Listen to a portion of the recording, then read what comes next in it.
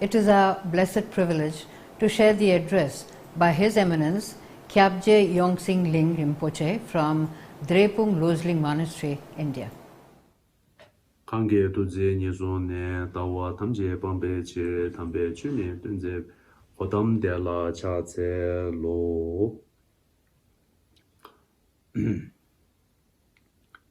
Dear brothers and sisters, I am delighted to celebrate this holy day of Buddha Purnima with my fellow members of International Buddhist Confederation.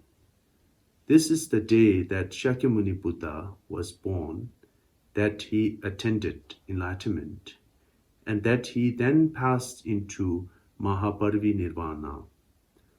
Upon attaining enlightenment, at the age of 36, the Buddha taught the noble truth of suffering, as well as its origin, cessation, and the path to cessation.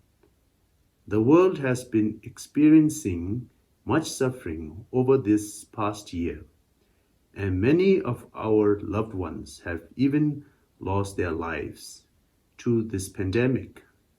This is very sad. However, we are all well. I feel that this is an opportunity for us all to recognize our good fortune, to appreciate the things we have in life, and to acknowledge how fortunate we are to be alive and healthy. We should rejoice. So often we take our good fortune for granted. We do not rejoice in the opportunities we have.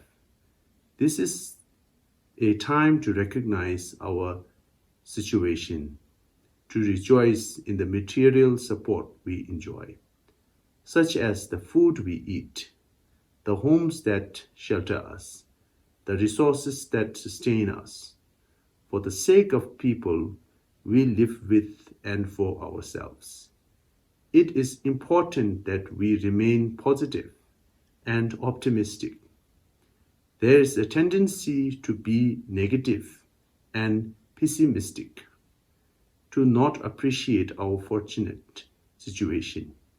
We complain about little hardships instead of rejoicing in how fortunate we are to be alive, to be well, and to be able to engage in life in a positive way.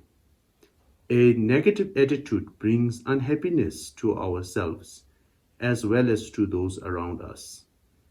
We have enjoyed so much facilities in the past which we never really appreciated and that we even complained about. Actually, we all have enough to eat. We all have enough to wear. And our dwellings, though maybe not luxurious, are adequate. With a positive and optimistic attitude, we will be motivated to help others, to be kind to them, and to bring happiness to those around us. We all have the capacity to contribute to our community in some way.